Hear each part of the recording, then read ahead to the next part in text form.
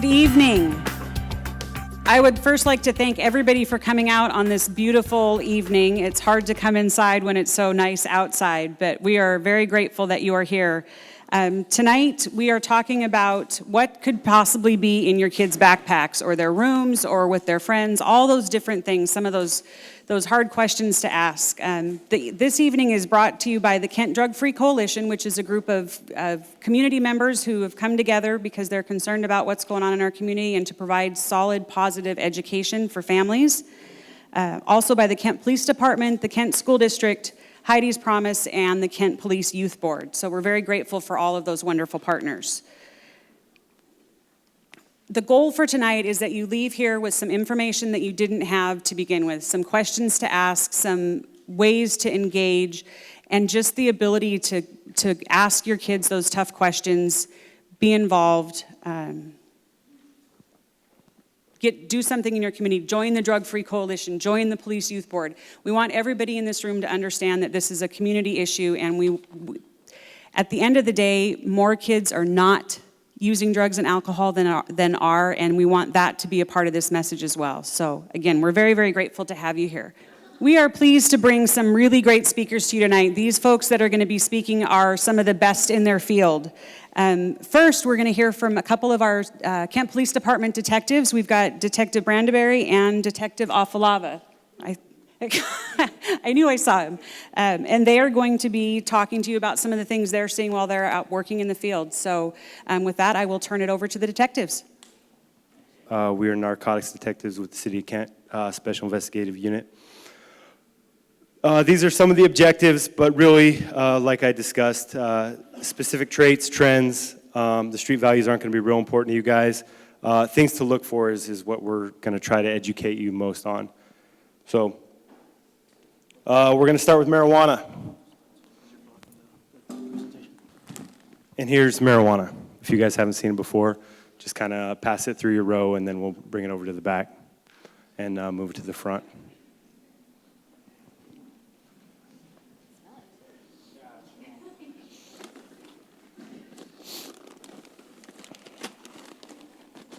And here's a pound of marijuana.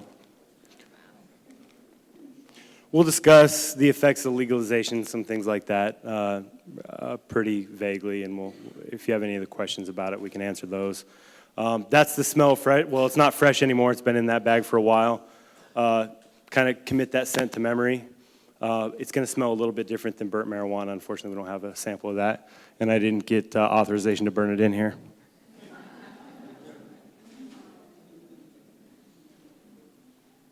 These are some things to look for. You're going to see more and more of what's on the bottom is the marijuana-infused products.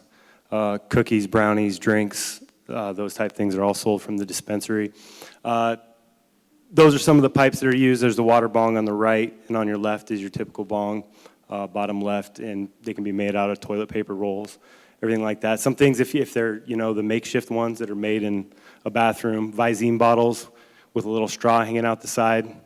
Burnt plastic is always weird, if you see something in your bathroom with burnt plastic in a Visine bottle, doesn't make sense.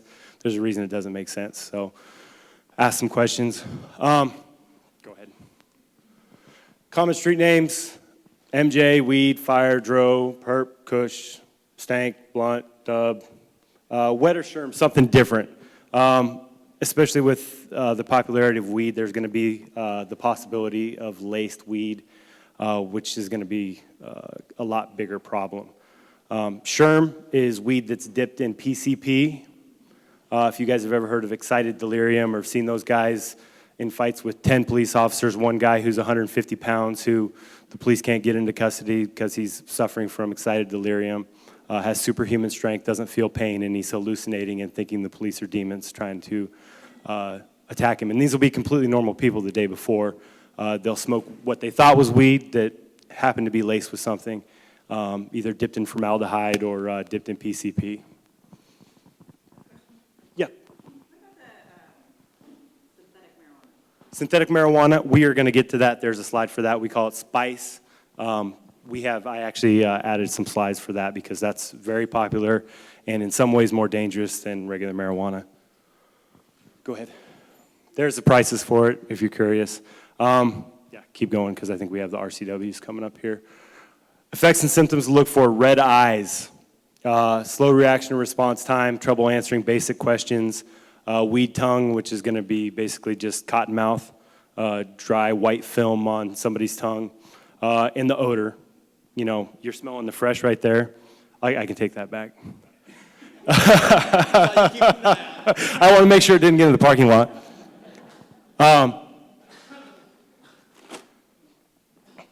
Go ahead to the next.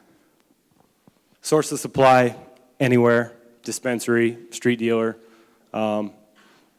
Next. What is legal under our new laws? Possession of 1 ounce or less of usable marijuana for a person. 16 ounces of an infused product in solid form, like a cookie or a brownie.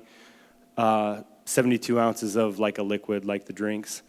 What's not legal still, possession under the age of 21, delivering or having the possession with intent to deliver. Like this is probably possession with intent to deliver. And public consumption. It's a civil infraction, not a criminal act. All right, that's medical. Okay, cocaine and crack. We'll breeze through this because you're not going to see a lot of this on the East Hill, and you're not going to see a lot of it in the juvenile populations. There's crack cocaine. Go on to the next. Skip that. It's a narcotic extracted from coca leaves. Colombia, Peru, South American countries. Crack is basically cocaine they mix with baking soda. It's actually more potent than pure cocaine because they cook the oil out of the cocaine and they cut it with baking soda. You actually get a stronger high from the rock. Go ahead. They call it crack because it makes a crackling sound when they cook it in the pipe. That's where it comes from. Go ahead. And then if you ever see love roses at the gas station or a smoke shop, I don't know if anybody's given a love rose as a gift, but they're crack pipes. They just want to sell them as crack pipes. So if you see some love roses, you know what you're looking at. And if your child brings home some love roses, then you might ask some more questions. Crack and cocaine in general, the street value has skyrocketed. The source down in Mexico has been, Mexico doesn't really produce crack, or cocaine, I should say. They do produce meth, so instead of being the middleman for the Colombians and the Peruvians, they move it up and kind of push the meth. So meth has gone way down, and the cocaine trafficking has been kind of condensed, so the prices have gone up with it. $20 a rock is still pretty good, $500 to $1,000 an ounce. Crack's cooked in Pyrex typically. Once it's cooked out, it's dumped into the Pyrex, so it'll come in a cookie, and they'll just break it apart for street sale. And cocaine, and the bottom right is for consumption of crack. The Brillo filter, that's something to look for before I leave crack. They'll take Brillo pads to serve as a filter, shove it down the love rose stem, and that'll act as a filter to keep the crack from flying down their throat. So Brillo pads in a car, or just loose Brillo pads, torn up Brillo pads, something to look for. Okay. Powder, white girl, yayo, soft and below, names for coke, crack, rock, cream, and hard. And on to heroin. Heroin we're going to spend a little bit more time on because it's reached epidemic proportions, specifically on the East Hill of Kent, but Kent in general and Western Washington in general. Heroin is an opiate, and we'll discuss the effects of opiates compared to stimulants, depressants, things like that. Highly addictive, rapidly acting opiate, a drug that's derived from opium, which comes from the poppy plant. What you see there is the resin that they extract. Right here, comes from the nectar. They used to, it started in Afghanistan, and now they've been kind of cultivating it in Mexico as well. Usually injected, sniffed, snorted, or smoked. Around here, smoked and injected. You're not going to see a lot of powder heroin. That's kind of an East Coast thing. Peak effects are usually felt within 10 to 15 minutes, although smoking and sniffing heroin do not produce a rush as quickly or as intensely as intravenous injection. All three forms of heroin administration are addictive. Moving on.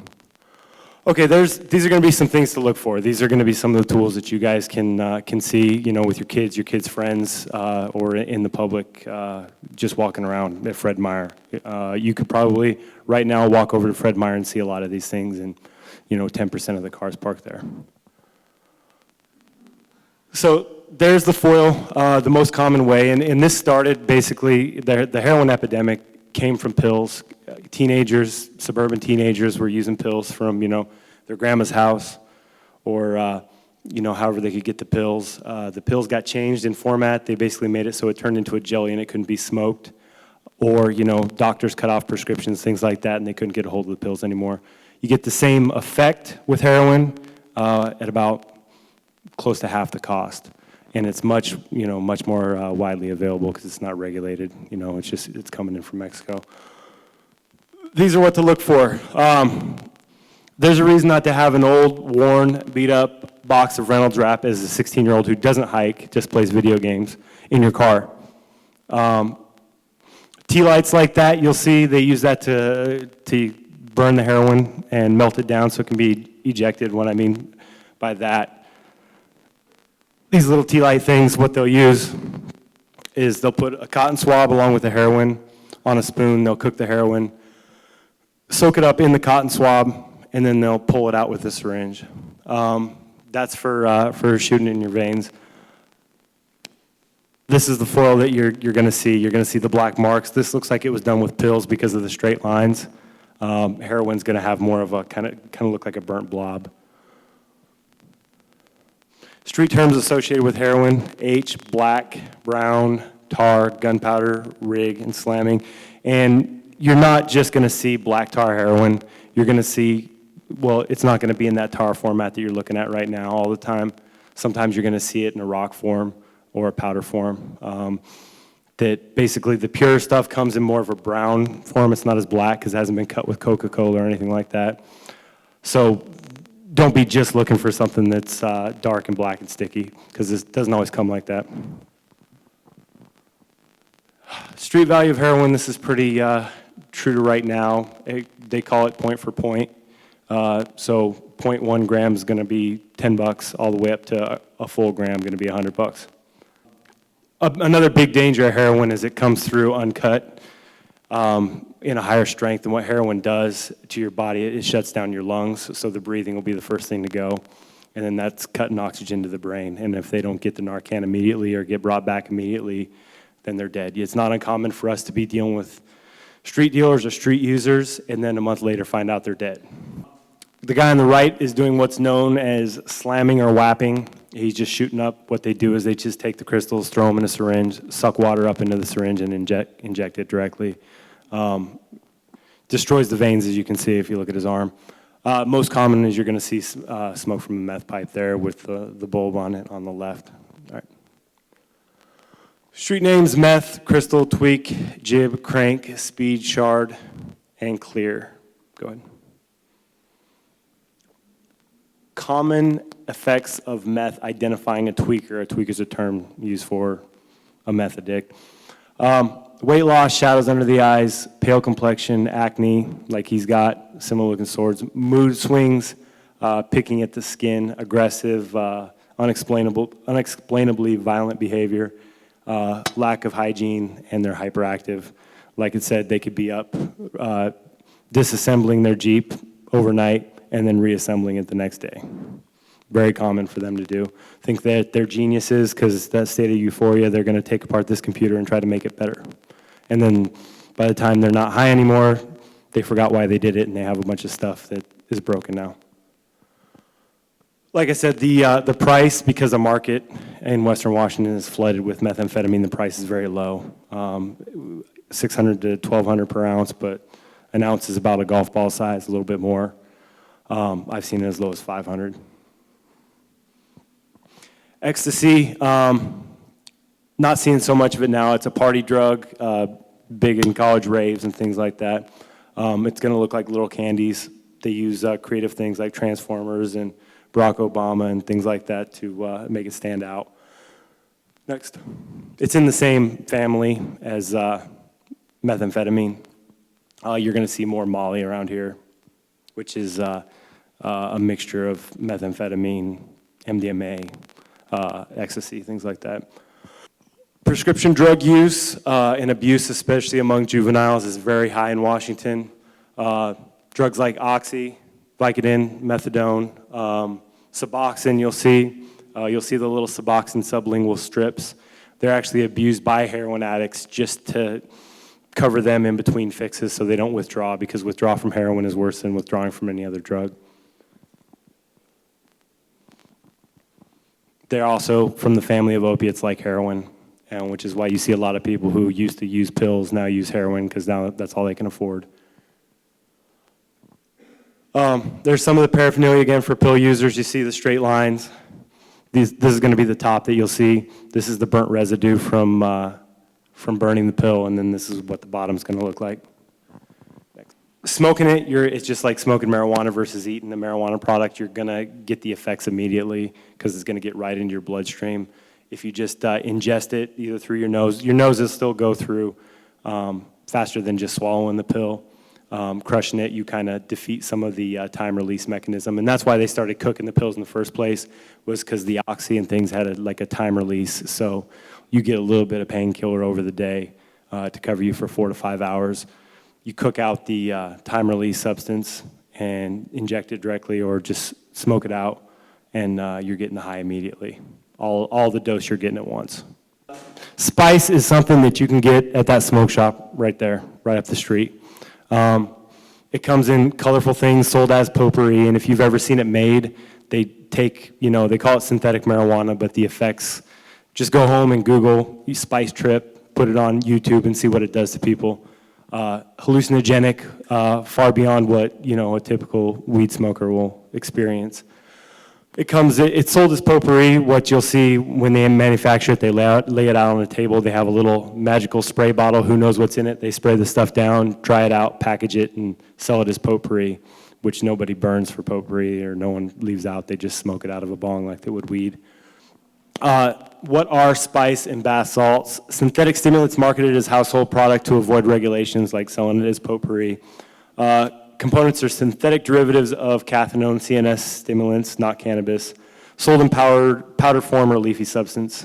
Go next. Look at these type of packaging are all what you'll see at the smoke shop. Usually goes for about 20 bags or $20 for one of those bags. Some of these things are things to look at with any drug. This is what the normal eye should look like. On an opiate, among other things, opiate or pills, they're going to constrict the pupils. Methamphetamine, a stimulant like that, is going to kind of dilate it and make it bigger. Just things to look at in your kids' friends. It's not, damning evidence to where if your pupils are constricted, you're definitely, it could be that there's bright light and you're just adjusting from a dark room. But just, from looking at the whole perspective, I'll show you some of the other things. Next. Scabs. Both heroin and meth, you can see the effects through, just 4 years of use. Something like this with heavy heroin use, that can happen in a year, easy. Next. Any questions? Another thing I thought I had on there, if your friends that have maybe some of those, they always have constricted pupils, things like that, they have black hands like a mechanic would have, soot always on their fingernails, but all they do is play Xbox all day and go to school. Those are some things to look at. They have the Reynolds wrap, they have the scars. It's a good indicator. Try to use all these tools to try to come up with your own conclusions, but they're just things, I'm just trying to give you some things to look for. So we've been working on this presentation talking about, the name of it, what's in your kid's backpack. Friday night, I had the chance to go out and ride with one of our officers. We were downtown Kenton. He ran a license plate and said, that car's stolen. So we turned around, pulled in behind the car, and the passenger jumped out, maybe 18, 19 years old, and he had a backpack on. And I thought, I wonder what's in his backpack. Officers took the driver and the passenger out, and then another officer came around and he says, come over here to this car. He shined his flashlight in, and in the back seat there was a roll of tinfoil. And I went, okay. And then next to it was some Q-tips, which was that filter piece. Started going through the car, and they finally got to the kid's backpack and opened up the backpack, and there was the heroin and the needles. And I thought, that's exactly why we're having this conversation, because somebody didn't look in that kid's backpack. It's sad, but it's all of those things all in one place. It was a pretty strong message. So those are some really good things to look for. I would like to introduce our next speaker. His name is Albert Sandoval, and he is from Lakeside Milam, and he has brought several special guests with him tonight. Once they're done presenting, then we will have a time for question and answers for both groups. So we'll turn it over to Albert. If you guys want to sit in the front right there. Hi, my name is Albert. I'm an adolescent case manager at Lakeside Milam. I've been working in the field about 12 years, both in Auburn and Renton area. I brought a couple of my kids up today I think I could come up here and inundate you guys with a plethora of statistical facts and kinds, amounts, and frequencies of things. But I think if you hear it from the kids, what to look for, I think it'll carry a little bit more weight. So do me a favor. It takes a lot of courage for them to come up here and share their experience, strength, and hope with you guys. And I'm really grateful that they are willing to do this today. So just give them an ear and have some patience with them, because not a lot of them do a lot of speaking. And they're here because of their passion and their want to give back. You know, part of our program is paying it forward, so to speak. We gotta give it up to keep it. Okay. I want to touch base before I turn it over to them. I want to ask you guys a couple of questions. The police officers kind of gave you guys a plethora of drugs and stuff out there. I want to ask you, parents, what's the worst drug out there? Go ahead. Alcohol. Meth. Painkillers. Tobacco. Anybody else? The worst one is the one that they're doing. That's the worst one for that kid. Okay? There's not one worse than the other. They're all, at the end of the day, going to negatively impact the kids. It's going to negatively impact the growth of their brain, the decisions they make, and their motivation. Okay?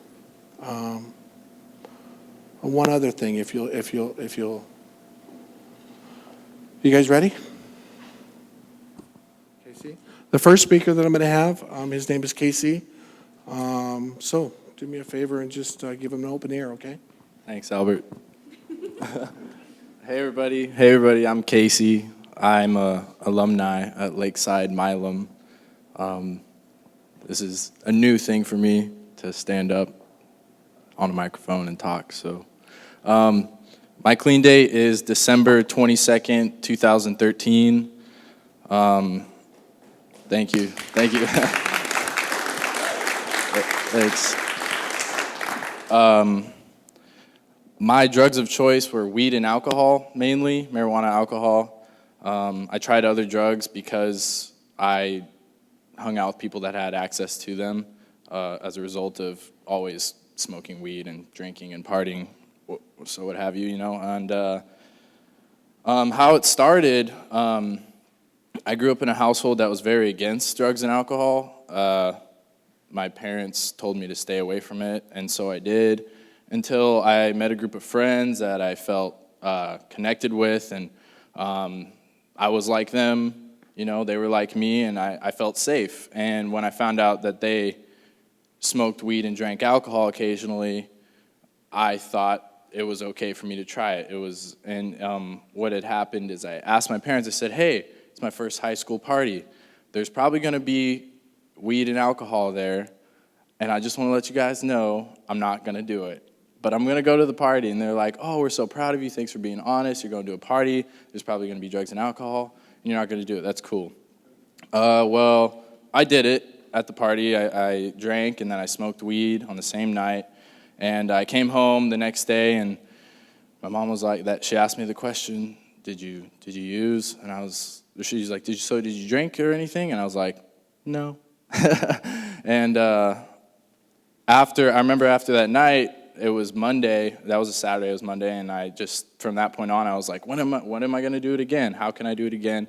That was like the best thing ever for me. It was a lot of fun, and at that point, that's what I thought it was fun, and the consequences came later. So how it affected school, I was in high school throughout my use, and I was also living under my parents' household, and I also had a job or two, and over 3 years, I used for 3 years, and it started out with just like little questions from my parents. So why do you keep going over to your friend's house? You know, we always went to one guy's house because his parents were the parents that let us drink and use alcohol, and drink and use weed, and you know, and so we'd always go over there, and they'd always ask me, you know, so what's going on? And I was very defensive, so that's something that my parents saw that was weird right away, was I was defensive about questions like that, and I wasn't very open about questions like that either. And then when it came to sports, I was also involved in sports. My dad would mention, hey, you look a little slow out there, and I would get defensive. I'd say, what are you talking about?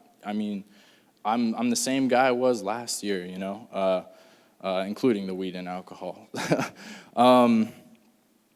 So school, where I was once adamant about getting good grades, and I was proud of myself for getting good grades, I had to leave a high school to go to another one. I ended up failing 5 out of 8 classes I was taking, and normally I'm a smart kid, and people tell me that all the time, and I feel the same way about myself. And I was getting A's and B's at one point in my life, but when I was smoking weed and drinking, that was what I loved to do. I was hooked to it, you know.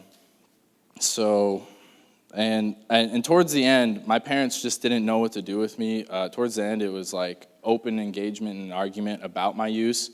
And I would be like, this is what I want to do. You guys don't know how much I love it. These are my friends, you know. And my friends at that point were just people I got high with. The intervention, or my last, you know, big intervention between me and my parents was, they told me I was going to have to live in my car, move out. And a lot of stuff happened up to that point, too, where I could have gone that way as well. But my parents just never gave up on me. I got to give it to them. You're going to leave our house or you're going to go to rehab. And I chose rehab because I was scared to live in my car on the streets. I didn't know what I was going to do. So I chose rehab, and a lot of hope came to me during rehab. I saw it as this was my chance to change my behavior for a better future. I saw it as if I was going to keep doing what I was doing, eventually something way worse was going to happen, and quickly. I was going down really quickly at that point, and I was still just smoking weed and drinking alcohol, but I found I couldn't stop. I found I would wake up in the morning and ask myself, or tell myself, like, okay, today we're not going to do it, and I'd end up doing it. I was very sad at the end. But since I've been out of treatment, so I got a job eventually. I attended 12-step meetings. I got a job. I say that? Yeah, I got a job, and I'm enrolled at Bellevue College right now. And my hope for the future is that, and my relationship with my parents is way better. Like, I tell them I'm gonna go somewhere, and they're like, okay, you know, be home by this time. I'm like, great. I still live with my parents, and it's kind of like an amends for me, you know. It's kind of like, whoa, I put you guys through the ringer for like 3 years. So, you know, I'm living there till I'm ready to move out on my own. And my hope, man, is that I can just keep recovering and like share my story with others that it might help, and stay sober one day at a time, because I'm trying to, you know, my hope is that one day, like, I'll be living life on life's terms like it's a breeze, you know, and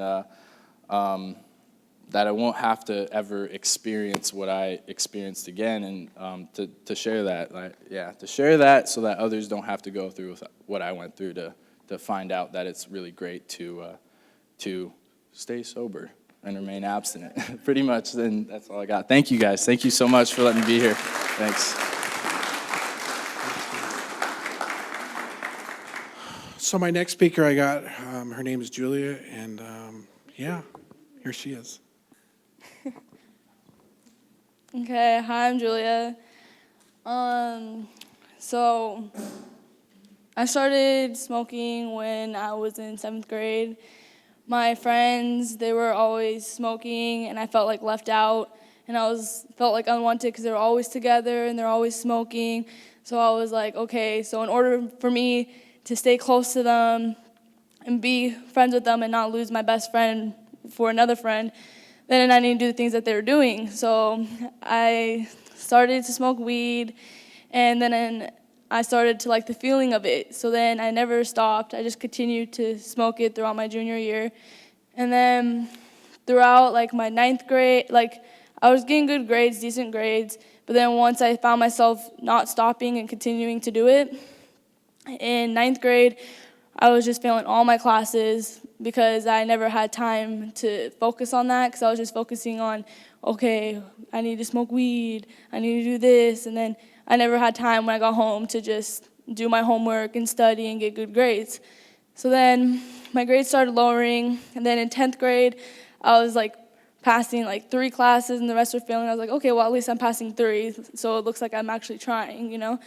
And then in 11th grade, I had a reality check, and I was like, okay, I need to step up, or else I'm not going to graduate on time. So then I transferred to an alternative school. So then I went to SLC, and then I started to get good grades, and I told myself, okay, I'm smoking, but I'm having good grades, so that means it's okay for me to do weed because I've solved my problem. I don't have bad grades anymore. But in reality, that wasn't my only problem. I just used that as an excuse to keep on using, which wasn't okay. So then I didn't really realize that until I got caught with weed at school, and then I got sent to outpatient, which is where I am now. And then okay, I don't know why I'm freezing, okay. And then I got sent to outpatient, and then I was like, okay, I need to change and stop making up excuses for me to keep using. And then I came out with a dirty UA, and I got sent to inpatient. And I went to inpatient, and I was like, okay, I really needed to step up because, like, my family, they were disappointed in me, and I saw it in their eyes, and they didn't really understand what addiction was at the time. But then when they're there, they understand it more and, like, understand what I was going through. But when I was in there, like, the thing that really got to me was when I was in there, my brother didn't talk to me because I've been best friends with my little brother since I was little, and we've always just been really close. And then when I was in there, he came and he didn't say a word to me, and I was like, hey, like, why aren't you talking to me? And then he would just not talk to me, and then I was like, dang, my brother is, like, so disappointed in me. And then, so then that's the day I was like, okay, I really need to start taking this serious and make my family proud and stop falling behind and falling to the bottom and just get deeper and deeper into it. Because in reality, when you do one drug, you're going to start doing other drugs without knowing. Like, well, you're going to know, but it's going to progress without, like, your intentions to progress. And then, so then I started taking it serious, and I got a lot of hope from other people because they were in there, and they were doing it, they felt good, and I was like, okay, you know what, maybe I could do this. And I was going to outside meetings, and everyone there was saying, oh yeah, I've been sober for like 3 years, like 2 months, and I was like, okay, I could do this, I could stay sober. So then I was like jotting down notes, I was like, okay, I need to take this serious, and then I got out from inpatient, and then I went back to outpatient. I've been sober since March 30th of 2015, and And since I've been in there, I've just been trying to help people that I can. But my thing is I care a lot about people, and I want the best for them. But at the end of the day, I can't care too much because some people aren't going to take the things that you want them to take. Like, some people are going to listen to you and be like, okay, you know what, I'm actually do this. And then some people are like, okay, no, I just want to continue to do this. And, like, you can only do the best that you can to help other people. And so then Like, when I was using all my trust with my family. Like, they weren't talking to me. I would go home. I would isolate myself. That's something you really should look out for, is isolation, because when I was on drugs, I would go home. I wouldn't want to look them in their faces because I knew they would know. So I would just go straight to my room, and then they'll go in there. I'll be like, hey, get out. I want to be by myself. And they're like, what's wrong? And I'm like, nothing. I just want to be by myself. And I'll have, attitude. And I would just isolate myself from everything and everybody because all I wanted was to use, But I'm not at that state of mind anymore. Like, when I was here, I'm not gonna lie, when you guys were passing around drugs and weed and everything, I was like, oh my God. Whew, I'm an addict, I could just grab that and run.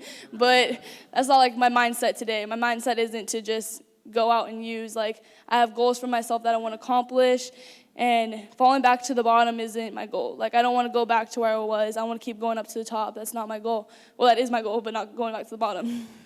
And then I don't know, I want to study in school, get good grades, and focus on my life, and just go to college and study psychology and become a counselor. And I have goals for myself, and I know if I continue using, then I'm not going to meet those goals. Because in reality, that's what's going to happen. And so, yeah, that's all I got.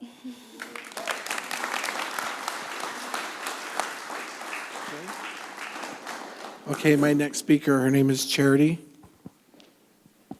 Hi, this is my first time doing this. I'm a little nervous. My name is Charity. I've been clean for almost 5 months. I'll have 5 months in 3 days. I started using when I was 14, but I grew up around weed, alcohol. My mom was an addict. She always told me, don't ever do drugs, but it's impossible if you're around it all the time. When your family's doing it, or if you're not doing it, but you're like, oh God, I really want to try that when I get older. But I never thought that way until maybe my freshman year. All my friends were smoking weed and drinking, going out partying. And me, I was at home doing homework, being the little nerd and playing volleyball. But I always thought, I'm going to lose my friends if I don't do that. So to fit in, go party, go hang out, do drugs. Oh, hey, let's go party. But that's not a good thing, but I did it, so. But it started getting worse for me maybe my sophomore year. I skipped class every day. I had 6 classes, I skipped them all. I'd show up and be like, oh, I'm here, and just leave.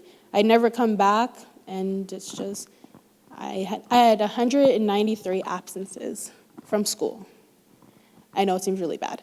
I regret it, all of it.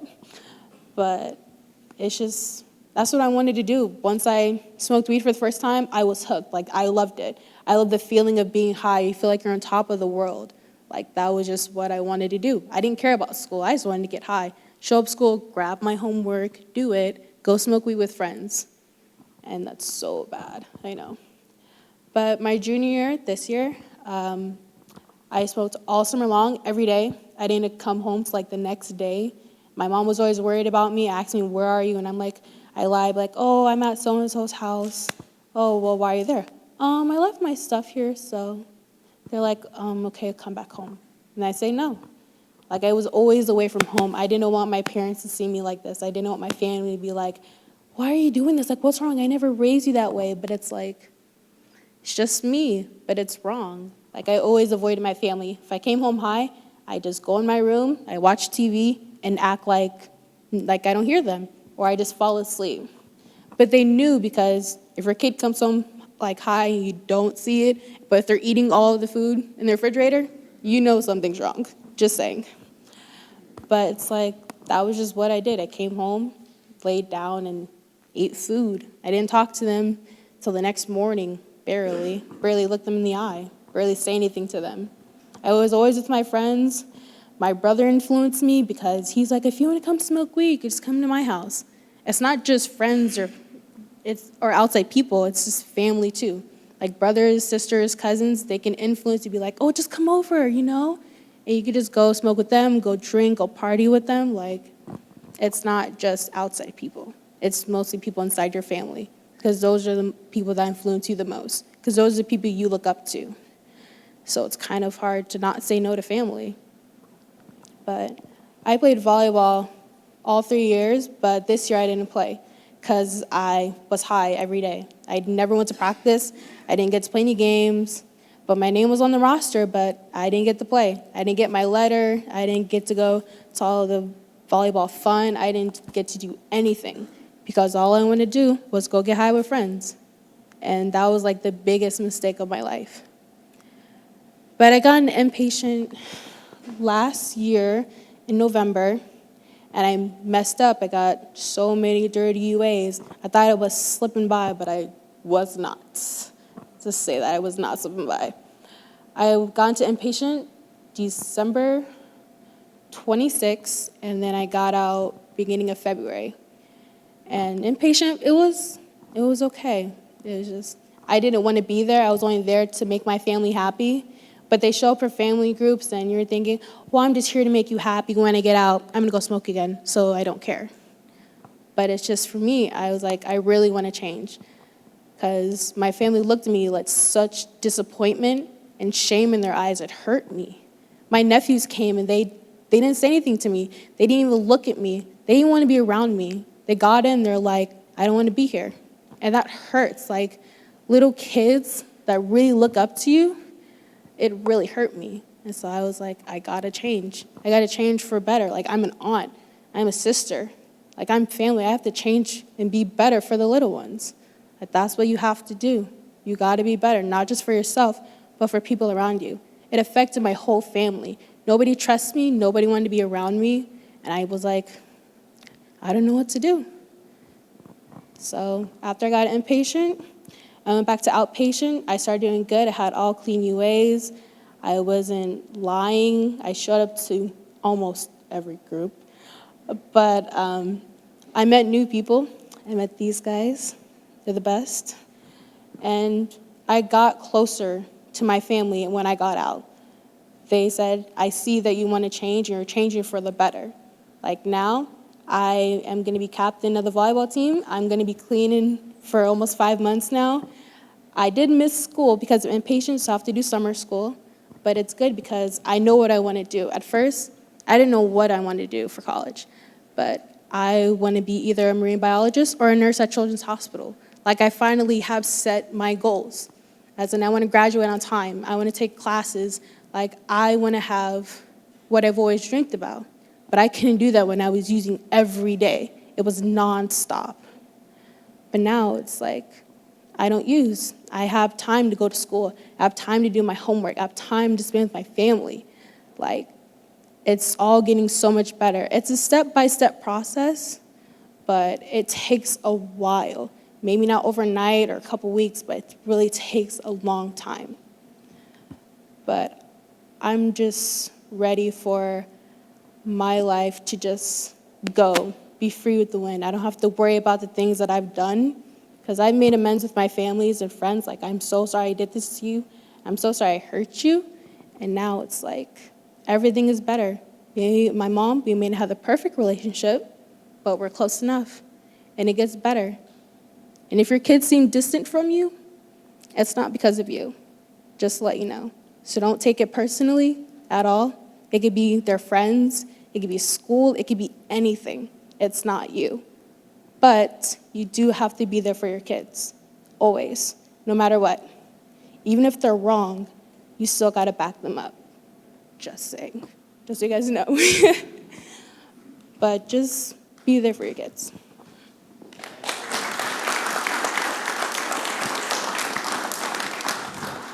And my last speaker, her name is Cassie.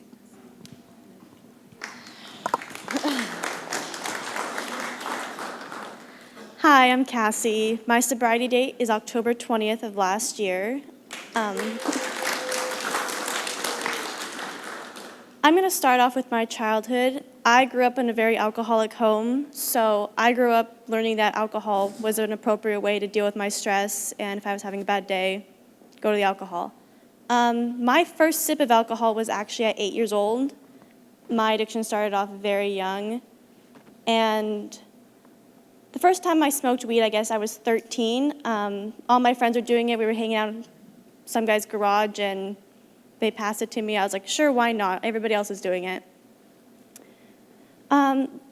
So I didn't really start using heavily until my junior year.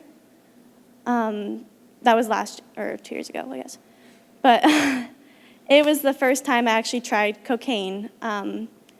My friend, I was peer pressured into it, and she was basically telling me I was stupid if I didn't do it, so I was going to prove her wrong. Then it went downhill really quick. My entire junior year, I was trying heroin, meth, crack,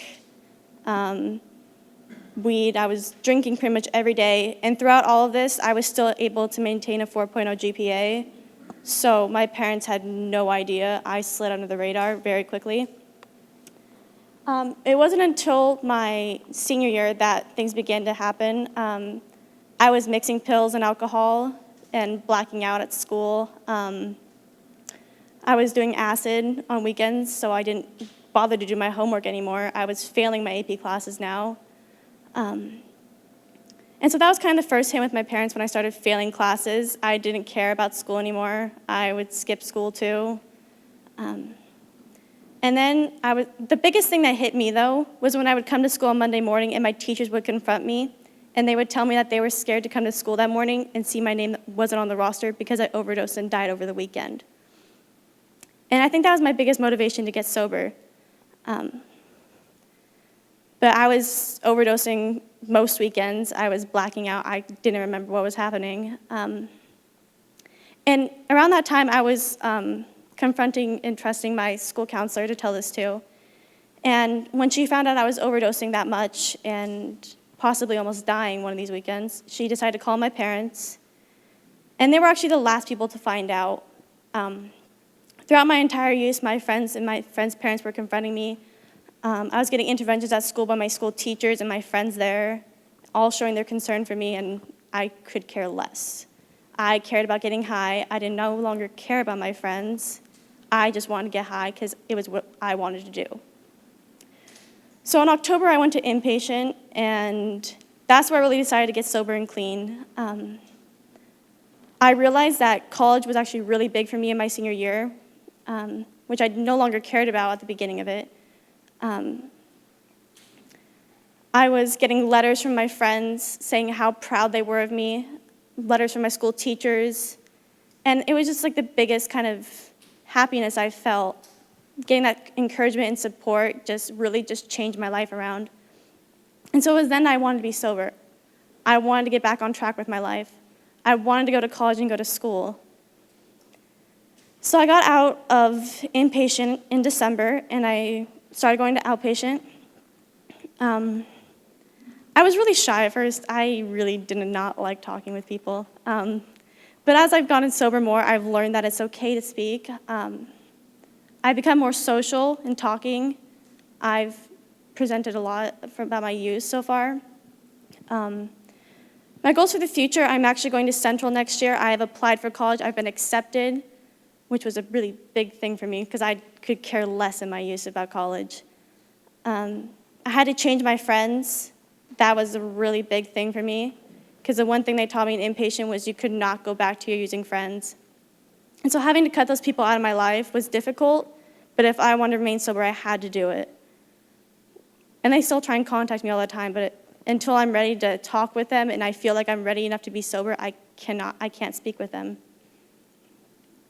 And so for my future, I plan on remaining sober. I hope to remain sober. It's a one-day-at-a-time program, but I have applied for sober living at Central. There's a recovery outreach community that I plan to be involved with and speak at. I plan on going back to working at the inpatient I went to still help others.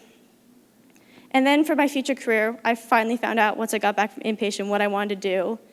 And I'm going to go to medical school, actually, and specialize in addiction, or that's the plan at least. And if that doesn't work, then I'm going to become a chemical dependency counselor, hopefully. And so I guess the biggest thing is, just be supportive of your children. Sobriety is not easy. You have to deal with emotions and the stress of everyday life when all they would do is go get high. That was like the first thing, is just to go out, blank their mind, and not care anymore. So I think that was the biggest thing, is just dealing with the emotions and the stress of senior year and school in general and my future and what I'm going to do with life. And so just be supportive, be kind, caring, and just help them out in any way you think is possible. Thank you.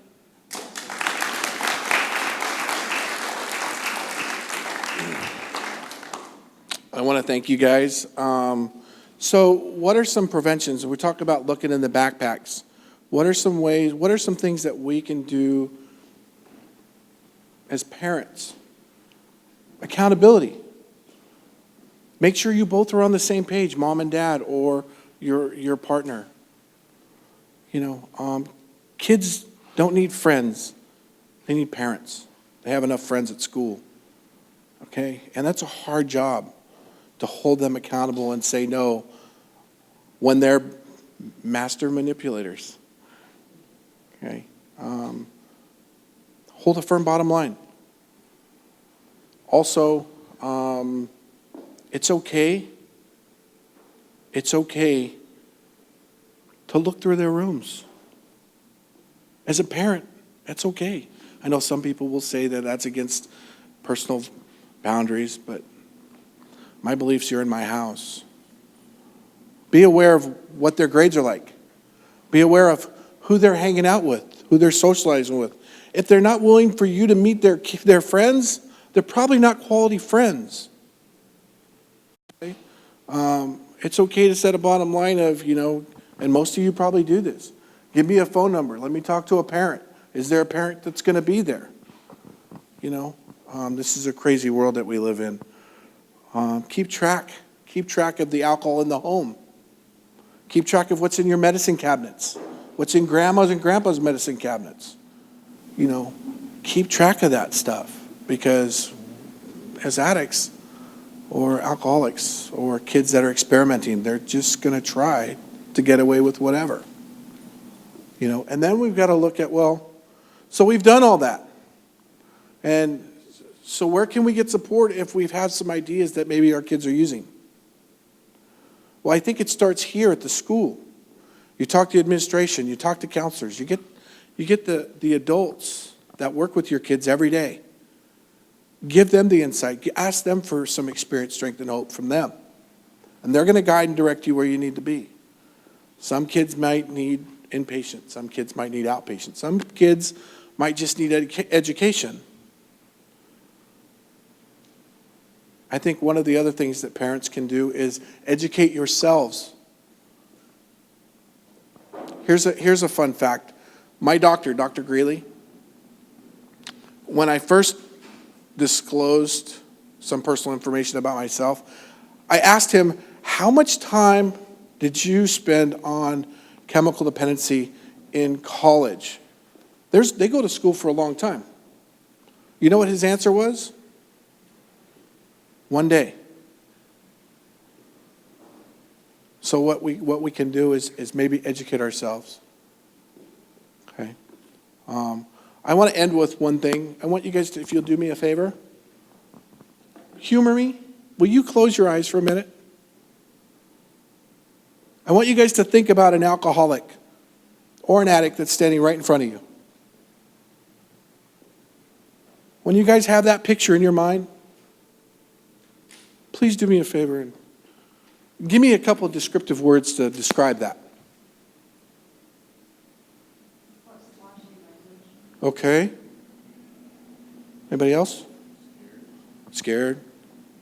I mean, if we just look and go by what some of those pictures were that the police showed us, pot marks, missing teeth, loss of weight. Do me a favor, open your eyes. I'm 20 years in recovery and I'm an alcoholic addict. Do I look like that at all? What your vision in your mind was? And that's what you see when you see your kids. They don't fit that. There's no way that that's my kid. Educate yourself. And I think what the kids said was, make sure that you always have an ear for that. Keep that dialogue open. Because if you're not open to them, trust me, they will find somebody that will be. And it might be one of these guys that they're dealing with.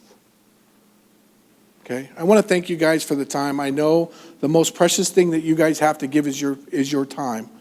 So I really want to thank you for coming out today and supporting the Kent Drug-Free Coalition.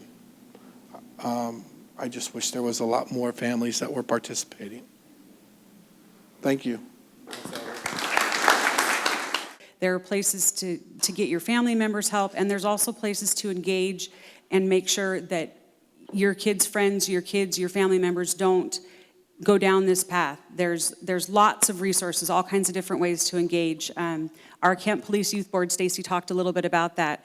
In conjunction with this town hall tonight, they sponsored, and with Eric Munson, Heidi's Promise, sponsored a video contest for kids in our local school districts to get their message out there. We're going to wrap up this evening by playing that video. If everyone could fill out there's an evaluation in your packet, we would really appreciate that feedback. That will come back to the Kent Drug-Free Coalition so that we can continue to put on these programs and improve them and get the information to you that you're looking for. So, and you can turn them in on the back table. Before we play the video, one more round of applause for our wonderful speakers. So, our detectives, thank you very much. And our community volunteers. We couldn't do this without all of the partners.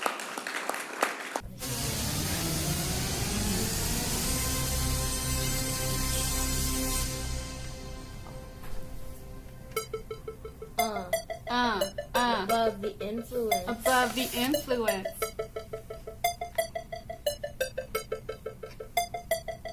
We be making a video about young drinking, so all you young drinkers better stop clinking. If you want to pursue, you gotta make a move. If you don't stop now, you might go too soon. Don't try to be like anybody else, just be yourself.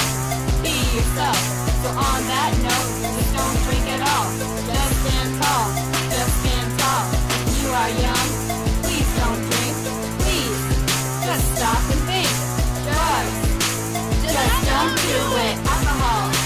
Just don't do it. Above the influence. Above the influence. Be above the influence.